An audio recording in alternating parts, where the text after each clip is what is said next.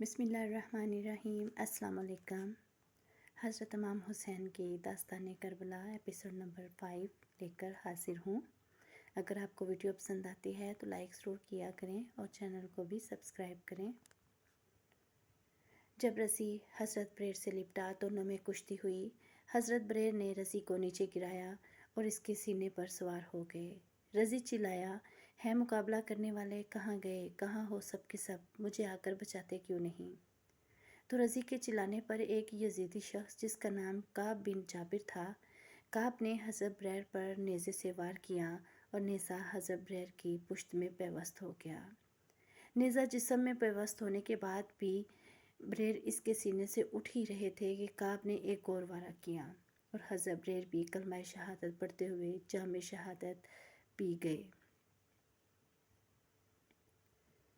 काब जब घर वापस गया तो इसकी बहन नवाज़ बिनते जाबर ने कहा, तूने फ़र्जंदे फ़ातिमा बिनते रसूल सल्लल्लाहु अलैहि वसल्लम के दुश्मनों की मदद की और कारियों के सरदार हज़रत बरेर को शहीद कर दिया। तूने बहुत गलत किया। खुदा की कसम मैं तुझसे कभी बात नहीं करूँगी।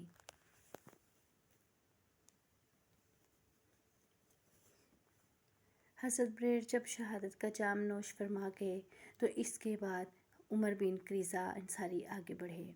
उन्होंने बहादुरी के वो शोहर दिखाए कि करबला की ज़मीन को खून से सैराब कर दिया। ये तनहा बहुत लड़े, बहुत से यजीदियों को जहन्नम वासिल किया और आखिरकार लड़ लड़ कर ज़ख्मों से चूर होकर जाम शहादत नोश फरमा गए। इनका एक भाई था जिसका नाम अली बिन करसा था। इनका भाई अमर बिन साद के साथ मिला हुआ था। इसने जब अपने भाई को खाको खून में गलता देखा तो ज़ोर ज़ोर से पुकारने लगा, ए हुसैन, ए कज़ाब इब्ने कज़ाब, तूने मेरे भाई को गुमराह किया और धोखा देकर कत्ल करवा दिया, माज़अल्लाह। हज़रत इमाम हुसैन ने जवाब दिया, खुदा ने तेरे भाई को गुमराह नहीं किया बल्कि इसे हदायत दी है और तुझको गुमराह किया है। ये सुनकर अली कहने लगा, अगर मैं तुम्हें कत्ल ना कर दूं तो खुदा मुझे कत्ल कर दे। ये कहकर तलवार निकाल कर आप पर टूट पड़ा। हज़रत नाफे बिन हलाल आगे बढ़े और इसे रोका और इस पर नेज़े से वार किया। वो बहुत बुरी तरह गिरा मगर इसके साथियों ने आगे बढ़कर इसे बचा लिया और उठा कर ले गए। इसके बाद हज़रत इमाम हुसैन रज़ी अल्लाह अन्हु की तरफ से हुर बिन रियाही निकले कूफियों के लश्कर में से मुकाबले के लिए। यजीद बिन सफ़ियान आया। हुर ने और मजीद ने लड़ने के लिए अपनी अपनी तलवारें निकाली। हुर ने एक ही वार में यजीद को ढेर कर दिया और जहन्नुम में पहुंचा दिया। हुर के बाद नाफे बिन हलाल आगे बढ़े। यजीदी लश्कर से मज़ाहम बिन हरीस आया। नाफे ने इस पर ऐसा कारी वार किया कि इसको तड़पा कर रख दिया और वो मर गया।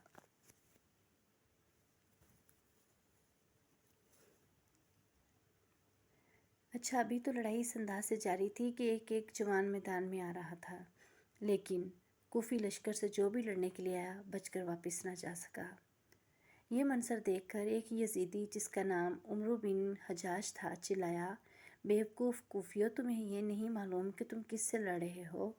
जिनसे तुम लड़ रहे हो वो मौत को अपनी जान से ज़्यादा अजीज़ रखते हैं। वो मौत से नहीं डरते, लिहाजा इनके मुकाबले में एक एक करके ना जाओ। ये मुट्ठी भर लोग हैं, तुम इनको पत्थर मार मार कर भी ख़त्म कर सकते हो। लिहाजा एक जमात होकर लड़ो और हुसैन के कत्ल में कोई शक नहीं जिसने यजीद की मुखालफत की और दीन को छोड़ दिया।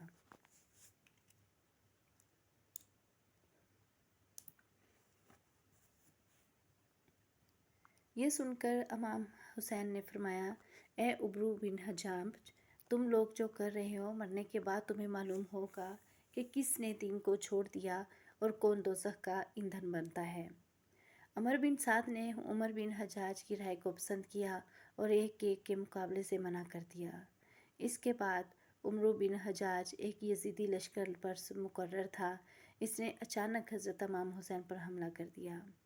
कुछ देर लड़ाई जारी रही, बहुत ज़ोरों की लड़ाई हुई। इस लड़ाई में हज़रत इमाम हुसैन की तरफ से हज़रत मुस्लिम शहीद हुए। अभी इनमें थोड़ी जान बाकी थी। हज़रत इमाम हुसैन इनके लाशे के पास तशरीफ़ लाए और कहा, अल्लाह तुम पर रहम करे। پھر حبیب بن ابن مظاہر نے قریب آ کر کہا، جنت مبارک ہو۔ مسلم نے آہستہ سے کہا، تمہیں خیر ہو بھائی، مبارک ہو۔ مسلم کی روح امام حسین کے سامنے پرواز کر گئی۔ کچھ دیر کے بعد شمر ذیل جوشن، جو ایک لشکر پر مقرر تھا، اس نے اپنی فوج کو تیار کیا۔ حضرت امام حسین تک اس کی خبر پہنچی تو حضرت امام حسین اپنے تمام ساتھیوں کے ساتھ تیار ہوئے۔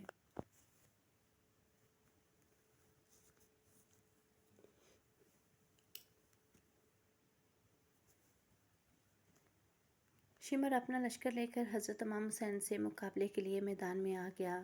حضرت امام حسین بھی اپنے ساتھیوں کے ساتھ میدان میں آئے۔ اس جنگ میں حضرت امام حسین کے ساتھ 32 سوار تھے، جبکہ شمر کے پاس پورا لشکر تھا۔ دونوں فوجیں ایک دوسرے کے آمنے سامنے ہوئیں۔ شمر ذی جوشن نے حملہ کی آواز لگائی اور حضرت امام حسین کی طرف لڑنے کے لیے گھوڑے بھگانے شروع کیے۔ حضرت امام حسین بھی اپنے 32 رفیقوں کے ساتھ جنگ کے لیے تیزی سے آگے بڑھنا شروع ہوئے۔ شمر اور حضرت امام حسین کا قافلہ تیزی سے ایک دوسرے کی جانب بڑھ رہے تھے۔ حضرت امام حسین اور شمر کے ساتھیوں میں بہت سخت جنگ شروع ہوئی۔ دونوں اطراف کے فوجی ایک دوسرے پر حملہ آور ہوئے۔ حضرت امام حسین اور ان کے ساتھی قدم بقدم کوفیوں کو جہنم واصل کر رہے تھے۔ بہت بہادری کے ساتھ 32 سوار جنگ سینکڑوں کوفیوں کو واصل جہنم کر رہی تھی۔ حضرت امام حسین کا قافلہ جس طرف رخ کرتا لاشوں کے ڈھیر لگا دیتا۔ حضرت امام حسین اور ان کے ساتھیوں نے شمر کی صفوں کو الٹ پلٹ کر رکھ دیا۔ یزیدی لشکر میں بھگدڑ مچ گئی۔ لشکر کوئی کوفی جان بچا کر میدان سے بھاگنے لگے۔ ازرح بن کین، جو کہ کوفی لشکر کا سرخیل تھا، اپنے سپاہیوں کو پسپا ہوتے دیکھا تو عبد الرحمن کو ابن سعد کے پاس بھیجا کہ تم دیکھ رہے ہو ان چند سواروں نے میرے لشکر کے ساتھ کیا کیا۔ میرے فوجی دستے کا منہ پھیر دیا۔ اب حال یہ ہے کہ میرے سپاہی ڈر سے ادھر ادھر بھاگ رہے ہیں اور جان بچانے کی فکر کر رہے ہیں، اس لیے تم کچھ سپاہی اور تیر انداز بھیجو۔ ازرح کی درخواست پر ابن سعد نے ایک کوفی لشکر بھیجا۔ اس لشکر کا سردار شبس بن ربیع تھا۔ اس کے لشکر کو جانے کا کہا گیا۔ شبس بن ربیع کے جانے کے بعد اب بھی عمر بن سعد کو چین نہ آیا۔ اس نے حسین بن نمیر تمیمی کو بلایا اور اس کے تمام طاقتور فوجیوں کو بلایا اور 500 تیر انداز کو بھیجا۔ میدان جنگ میں ابھی لڑائی جاری تھی۔ کچھ ہی دیر میں عمر بن سعد کی طرف سے بھیجے گئے لشکر اور تیر انداز پہنچ گئے۔ تمام تیر انداز ایک لائن میں کھڑے ہوئے اور تیر برسانے شروع کیے اور ان تیروں سے کچھ ہی دیر میں تمام گھوڑے زخمی ہو گئے۔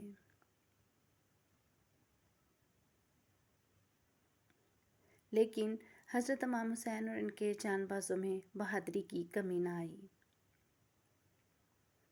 ایک شخص نے کہا، خدا کی قسم، حور بن ریاحی کے گھوڑے کو میرا تیر لگا جو اس کے حلق میں اتر گیا۔ گھوڑا ڈگمگایا اور گر گیا۔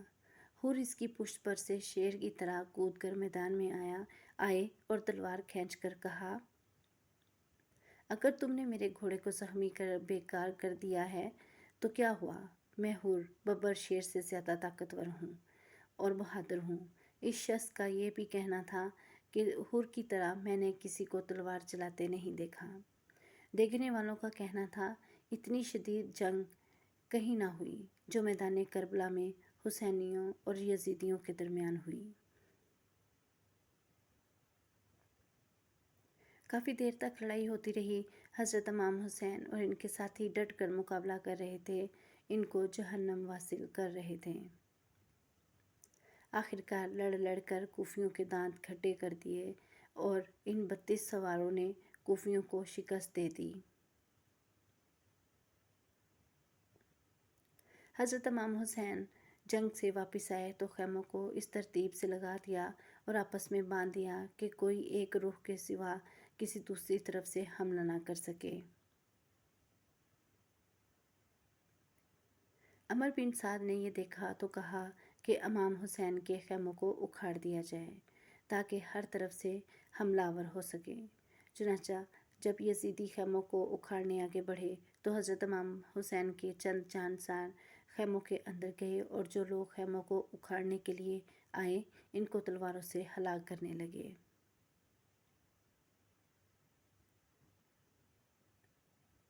عمر بن سعد نے جب اپنے ساتھیوں کو نقصان اور ناکامی میں دیکھا تو حکم دیا کہ خیموں کو جلا دیا جائے۔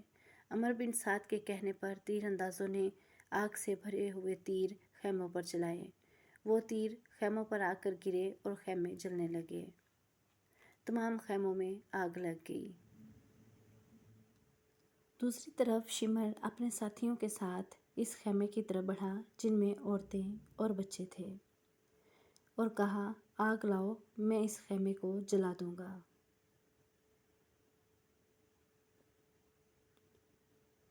باقی کا واقعہ کل کی ایپیسوڈ میں لے کر حاضر خدمت ہوں گی۔ اگر آپ کو ویڈیو پسند آتی ہے تو لائک ضرور کریں اور کمنٹس باکس میں حضرت امام حسین کا نام ضرور کمنٹ کریں۔